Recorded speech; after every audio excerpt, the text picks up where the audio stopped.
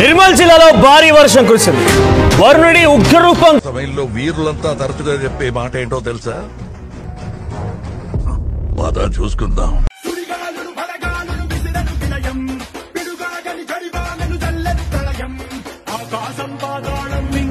చూస్తున్నా వడికించి నిలబడినోళ్ళం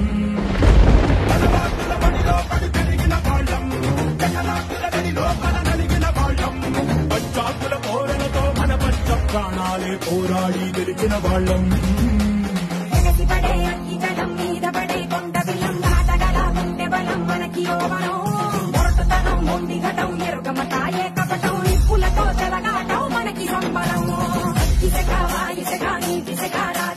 ఒక్కటిగా ఎదురైనా బెదురు ఎరుగమే.